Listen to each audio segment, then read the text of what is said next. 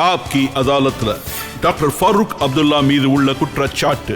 அவர் குடும்ப அரசியல் தான் பண்ணிக்கிட்டு இருக்காரு. டாக்டர் சார், இப்ப 2 குடும்பங்கள் இருக்கு. அவங்க கிட்ட எல்லாரோட அதிகமான பவர் இருக்கு.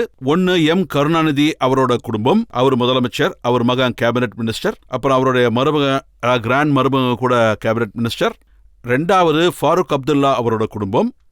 ஒரு பக்கம் உங்க மகன் முதலமைச்சர், நீங்க கேபினெட் மினிஸ்டர், அப்புறம் உங்க மருமகன் கூட உங்க கேபினெட்ல ஒரு மினிஸ்டர். இப்போ விஷயம் என்னன்னா, மக்கள் எலெக்ட் பண்ணி கொண்டு வருவாங்க. நீங்க யாரையுமே திணிக்க முடியாதாங்க. ஒரு பிலிம் ஆக்டரோட மகன் இல்ல மக பிலிம் ஆக்ட்ரஸ் ஆனா நீங்க எதையுமே கண்டுக்க மாட்டீங்க. ஒரு இண்டஸ்ட்ரியலிஸ்ட் இண்டஸ்ட்ரி நடத்துவாரு. அவரோட மகளுக்கு அதை பத்தின அறிவு நல்லாவே இருக்கும். ஆனா இங்க எலெக்ஷன்ல ஜெயிச்சு தான் வரணும். நம்ம யாரையுமே கொண்டு வந்து உட்கார வைக்க முடியாது. நீங்க மக்கள் கிட்ட ஓட்டு வாங்கி ஆகணும். மக்கள் முடிவு பண்ணாதான் உங்களால வர முடியும் அந்த போஸ்டுக்கு. வேற வழியே இல்ல. இல்ல டாக்டர் சார், எப்படி ஷேக் அப்துல்லா சார் உங்களை கொண்டு வந்தாரோ, அவர் உங்களை எலெக்ட் பண்ணதுனால நீங்க பார்லிமெண்ட்டுக்கு வந்துட்டீங்க. அதே மாதிரி நீங்க உமரை கொண்டு வந்தீங்க, அவரை எலெக்ட் பண்ண வச்சீங்க, அவரும் பார்லிமெண்ட்டுக்கு வந்துட்டாரு. அப்படின்னா யாருக்கு பேக்ரவுண்ட் இல்லையோ அவங்களாம் என்ன பண்ணுவாங்க? உங்களுக்கு ஒன்று சொல்லட்டுமா? நான் பார்லிமெண்ட்டுக்கு 80ல தான் வந்தேன். அப்புறம் நான் பாலிடிக்ஸ்க்கு வந்தப்போ எங்க அப்பா சொன்னாரு, அதுக்குள்ள நீ போகவே போகாதன்னு. தெளிவா சொன்னார். அது எப்படிப்பட்ட ஆறுன்னா, அதுக்குள்ள நீ இறங்கிட்டன்னா அதுலேருந்து வெளியே வரவே முடியாது. ஒன்று அந்த ஆத்தோட சேர்ந்து போகணும், இல்ல அந்த ஆத்தை எதிர்த்து போறான்னு. நான் என் மகன்கிட்டயும் அதான் சொன்னேன். நான் என்ன சொன்னேன்னா, கண்ணா, இது எப்படிப்பட்ட இடம்னா, குடும்பம் தெரியாது, பசங்களை பார்த்துக்கவே முடியாது, பொண்டாட்டிய மறந்துருவ, வீடு வாசலை மறந்துருவ, காலையிலையும் சாயங்காலமும் நீ வேலை பார்த்தே ஆகணும்னு. அவன் பண்ணுவேன்னு சொன்னான். என்னோட லைன் இதுதான் சொன்னான். அப்ப நான் என்ன சொல்லுவேன்? கூட்டிட்டு வரமாட்டேன்னு சொல்ல முடியுமா என்ன? அப்புறம் அவனோட கடமையை செஞ்சான், மினிஸ்டர் ஆனா. நீங்களே பாத்தீங்க, என்டிஏ கவர்மெண்ட்ல மினிஸ்டரா இருந்தான். அவனோட ரெக்கார்டு பாருங்க. காமர்ஸ் மினிஸ்ட்ரியில பண்ணான், அப்புறம் ஃபாரின் மினிஸ்ட்ரியில பண்ணான்.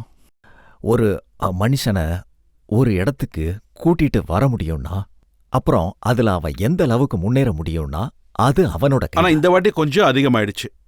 எங்கிட்ட 17 பேரோட லிஸ்ட் இருக்கு. மீரா குமார் ஜெகஜீவன் ராமோட பொண்ணு, சல்மான் குர்ஷித் ஃபார்மர் ராஜபால் குர்ஷித் ஆலமோட சன் அவரு, தயாநிதி மாறன் சிஎம் கருணாநிதியோட மருமகன், குமாரி ஷைலஜா, சௌத்ரி தல்பீர் சிங்கோட பொண்ணு, ஜி.கே. வாசன் ஜி.கே. மூப்பனாரோட பையன், அழகிரி கருணாநிதியோட பையன், அஜித் மாக்கன் லலித் மாக்கனோட மருமகன், ஜோதிராஜ் சிந்தியா மாதவராஜ் சிந்தியாவோட பையன், ஜிதேன் பிரசாதோட பையன், Preneet Kaur former chief minister Amarinder சிங்கோட ஒய்ஃப், துஷார் பாய் சௌத்ரி, அமர் சிங் சௌத்ரியோட, இப்படி லிஸ்ட் நீடிட்டே போகுது, முடியவே மாட்டேங்குது. 17 சொன்னீங்கல்ல, எனக்கு இந்த விஷயத்த சொல்லுங்க.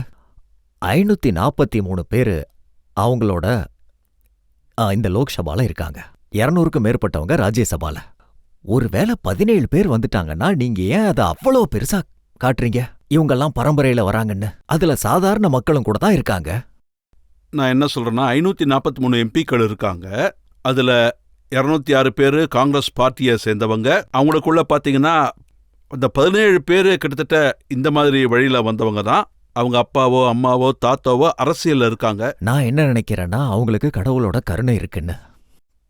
கடவுளோட கருணை இல்லாத வரைக்கும். கடவுள் தயவா இல்ல அப்பா அம்மா தயவா? இல்ல, கடவுளோட கருணை. அப்பா அம்மாவோட கருணை அப்புறம் தான் வரும். முதல்ல அந்த கடவுளோட கருணை தான் வரும். கடவுள் யாருக்கு கொடுக்க நினைக்கிறாரோ எங்க இதுல ஒன்னு சொல்லுவாங்க, அவர் கொடுக்கிறவரு, நான் வாங்குறவன். யாருக்காக கொடுப்பாரோ அதை யாராலையும் வாங்க முடியாது. யாருக்காக அதை வாங்குறானோ அதை யாராலையும் கொடுக்க முடியாது. ஃபர்ஸ்ட் டைம் நம்ம இந்த மாதிரி ஒரு கவர்மெண்ட்டை பார்த்துக்கிட்டு இருக்கோம். அப்பா மகன் மாமனார் மாப்பிள்ள எல்லாரும் ஒரே கேபினெட்ல இருக்கிறத பாத்துக்கிட்டு இருக்கோம். இதுக்கு முன்னாடி அப்படி பார்த்ததில்ல. அவங்க கேபினெட்ல தான் இருக்காங்க. நான் பக்கத்து அங்க கேபினெட்ல தான் இருக்கேன். அவரோட வேலை வேற, என்னோட வேலை வேற. அதாவது மக்கள் இதை பத்தி என்ன கேட்க விரும்புறாங்கன்னு கேட்போம். யாரு கேள்வி கேட்க விரும்புறீங்க? டாக்டர் சார், உங்களோட மகன் அமர் அப்துல்லா சிஎம் ஆனப்போ நீங்க ஒரு அழகான பாட்டு பாடுனீங்க. நான் என்ன விரும்புறேன்னா அதே மாதிரியான ஒரு அழகான பாடலை இங்க பாடணும்னு. ஆக்சுவலா அது அந்த டைம்ல நான் ரொம்ப சந்தோஷமா இருந்தேன். அதனால பாட்டு பாடிட்டேன். என்னோட மகன் என்னை விட ரொம்ப முன்னேறி போவான். இன்ஷா அல்லாஹ் இவரோட ப்ரோக்ராமுக்கு இன்னொரு டைம் வருவேன். அப்போ உங்களுக்கு ஃபுல் பாட்டு பாடுறேன். இதுல எந்த அளவுக்கு உண்மை இருக்கு டாக்டர் சார்? அந்த நேரத்துல அவர் சீஃப் மினிஸ்டர் ஆனப்போ நீங்க முதலமைச்சராக விரும்பினீங்க. ஆனா ராகுல் காந்தி நிராகரிச்சிட்டாரு. இது போய் இது முழுக்க முழுக்க போய் நான் கண்டிப்பா முதலமைச்சர் ஆக விரும்பினேன். அன்னைக்கு நைட்டு எனக்கு என்ன தோணுச்சுன்னா, அது என்னோட வேலை இல்லைன்னு. மலைகள் மேலே ஏற முடியாது, எனக்குள்ள அவ்வளோ பலம் இல்லை, ஒரு 40 வருஷத்துக்கு முன்னாடி இருந்தது. இப்ப அந்த முதன்மைய முன்னாடி கொண்டு போறதுக்கும் முன்னேற்றத்திற்கும் ஒரு வாலிபன் தேவை. அப்புறம் விடிஞ்சதும் நான் என்னோட மனைவி கிட்ட சொன்னேன், என்னால நைட்டு தூங்கவே முடியலன்னு. என் பொண்டாட்டி கூட தான் இருந்தா. அவ என்கிட்ட கேட்டா, நீங்க ஏன் தூங்கவே இல்லைன்னு. நான் எனக்கு தூக்கம் வரலன்னு சொன்னேன். நான் ஏன்னு காரணம் சொல்லல. என் மனசுல ஒரு குழப்பம் ஓடிக்கிட்டே இருந்தது. அது என்ன காரணம்னா, மக்களோட எதிர்பார்ப்பை என்னால நிறைவேற்ற முடியுமா இல்லையான்னு. அப்புறம் காலையில 8 மணிக்கு நான் என்னோட மனைவி கிட்ட சொன்னேன், இல்ல நான் சிஎம் ஆக மாட்டேன்னு. அப்புறம் 8:30 மணிக்கு என் மகன் வந்தான். நான் அவன்கிட்ட சொன்னேன், உமர் நீ தான் இனிமே சிஎம்னு. நீ இந்த பாரத்தை. மக்கள் என்ன நினைச்சாங்கன்னா, ராத்திரி உங்களுக்கு யாரோ ஃபோன் பண்ணி ப்ரெஷர் கொடுத்தாங்கன்னு. பாருங்க, கதைகளை எப்படி உருவாக்குவாங்கன்னு உங்களுக்கு நல்லாவே தெரியும். எல்லாருமே அவங்கவுங்க தரப்புல உப்பு போடுவாங்க, சில பேர் காரத்தை போடுவாங்க, பேர் மிளகு போடுவாங்க, சில பேர் மஞ்சள் போடுவாங்க. அது வளர்ந்துகிட்டே தான் இருக்கும். கீழே ஒண்ணுமே இருக்காது, ஆனா அது வளர்ந்துகிட்டே தான் இருக்கும். இது நம்ம ஆளுங்களோட பழக்கம். அப்புறம் நான் ஒரு பதவியில இருக்கும்போது அது இன்னும் கூட அதிகமா தான் இருக்கும். நான் உங்ககிட்ட ஒன்னு கேட்க விரும்புறேன். உங்களுக்கும் அமர் அப்துல்லாக்கும் என்ன வித்தியாசம்? எனக்கும் அவருக்குமா? ஆமா. வித்தியாசம் இதுதான். நான் 73, அவரு 38. இதுதான் பெரிய வித்தியாசம்.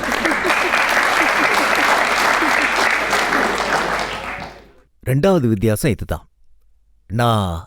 நான் கோல்ஃப் விளையாடுவேன், அவன் கோல்ஃப் விளையாட மாட்டான். அவன் பெரும்பாலும் டெஸ்க் வேலை தான் செய்வான். அப்புறம் மூணாவது வித்தியாசம் இதுதான். அவன் யங் ஜெனரேஷனோட இதய துடிப்பை தெரிஞ்சுக்குவான் நல்லாவே. என்னால வயசானவங்களோட இதய துடிப்பை தான் புரிஞ்சுக்க முடியும்.